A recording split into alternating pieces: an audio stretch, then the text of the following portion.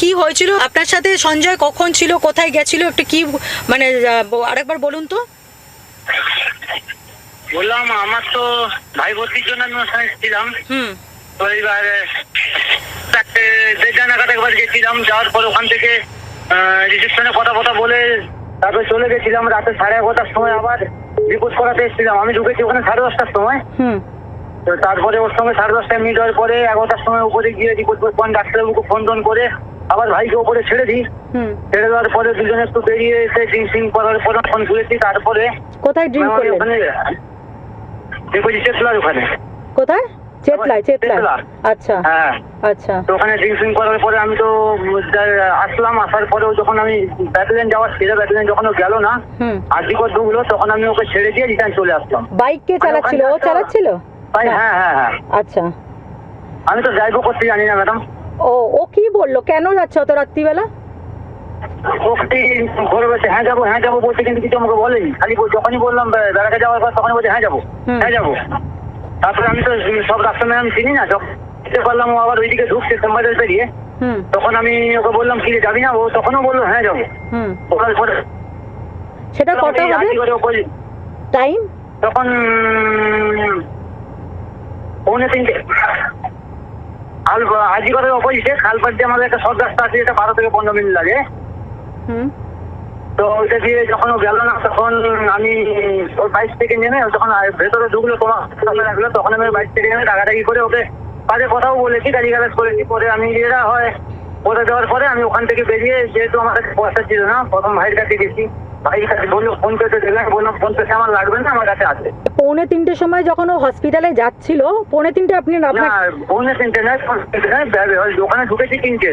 আচ্ছা, আরজি করার সামনে ও নামলো, মানে আপনি নেমে গেলেন বাইক থেকে? যাচ্ছে না ম্যাডাম, যখন ও যাচ্ছে না তখন আমি রাগারাগি করে ওকে মানে গালিগালাজও করেছি, মানে বাজে ভাষায় কথা বলেছি। দেওয়ার পরে আমি ওখানে মানে কেন, ওর কি কোনো অসৎ উদ্দেশ্য ছিল তার জন্য আপনি গালিগালাজ করছিলেন? না ম্যাডাম, আমি ও যাচ্ছে না বলে আমি গালিগালাজটা করেছি। কেন যাচ্ছে না ও?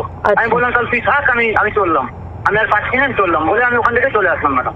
তার আগে কি আপনারা ওই বটতলার দিকেও গেছিলেন ওই রাত্রিবেলা? বটতলা সোনাগাছির দিকেও গেছিলেন, মানে বটতলার দিকে গেছিলেন? হ্যাঁ ম্যাডাম। আচ্ছা, ওখানে কি কারোর সাথে ঝামেলাও হয়েছিল? না ওখানে ম্যাডাম কোনো ঝামেলা হয়নি। তারপরে ও 3টের সময় আরজি করের ওখানে নামলো রাত্রিবেলা, তাই তো? আপনি বাড়ি চলে গেলেন। তারপরে আপনার সাথে আপনি ব্যারাকে ফিরে গেলেন। আচ্ছা, তারপরে ওর সাথে আর কোনো কথা হয়েছিল আপনার? ও ব্যারাকে কখন ফিরলো? না ম্যাডাম, কখন ফিরেছে জানি না।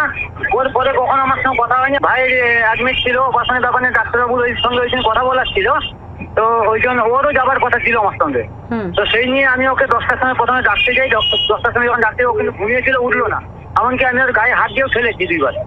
পরের দিন সকালে যখন 10টার সময় ও যখন উঠলো না, তখন আমি ওই দত্তবাবুর কাছে গেলাম। এর মতো আমি ওকে 12:19 একবার ফোন করেছি, ও ধরেনি। আবার 12:50 ফোন করেছি, ও ধরেছে। আমি তখন ওকে বললাম কি চান ফান করেছি, তাহলে চান ফান করে আয়। আমি তখন ম্যাডাম চান করতে বেরিয়েছিলাম।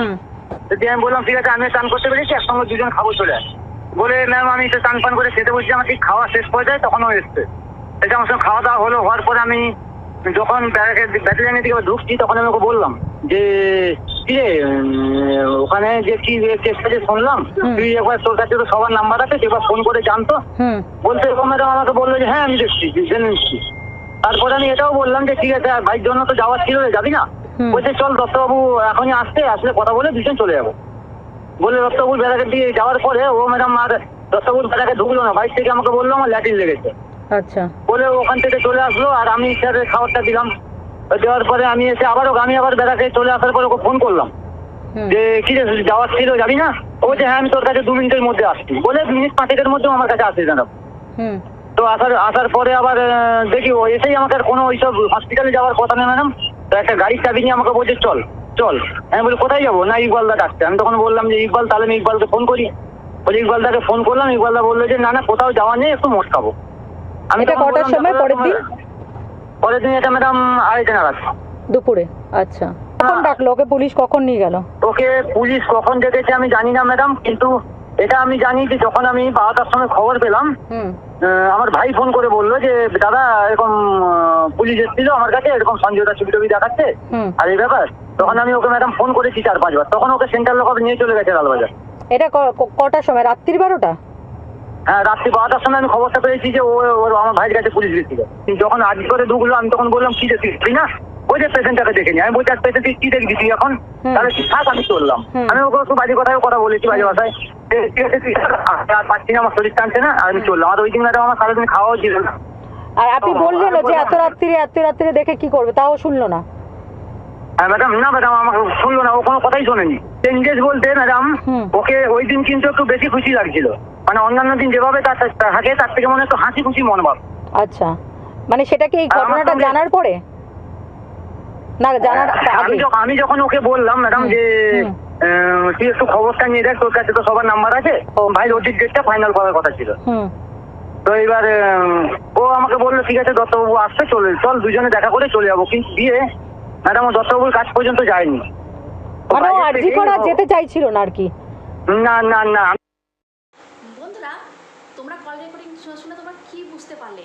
যে রাতে ঘটনাটা ঘটেছিল ঠিক আগের দিন যে সঞ্জয় ওই তার বন্ধু হচ্ছে সিভিক ভলেন্টিয়ার, তার ভাই হসপিটালে ভর্তি ছিল এবং সেই দায়িত্ব নিয়েছিল এবং তার চিকিৎসা যাতে ভালোভাবে হয় সঞ্জয় যে দেখাশোনা করছিল।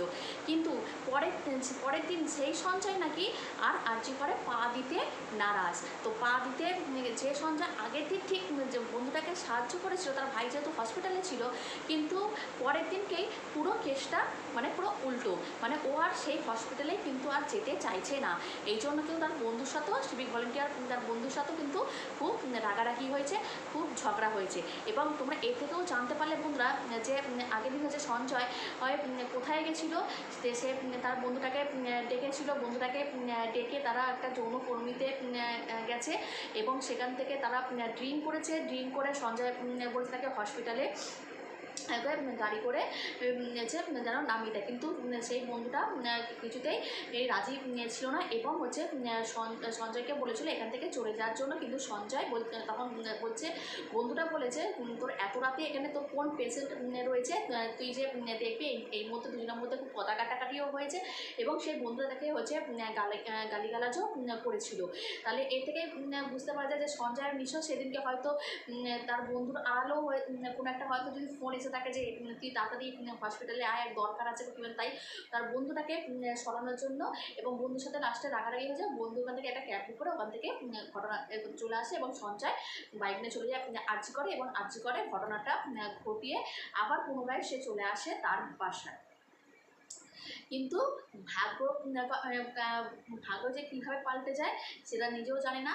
তো সঞ্জয় সেখানে তারা হচ্ছে পুরো হেডফোনটা ওখানেই ভুল করে ফেলে আসে এবং সেইটাকেই সঞ্জয়কে ধরা হয়েছে। আর কোথায় আগের দিন কী ছিল, কী ঘটনা তোমরা বুঝতেই পারলে।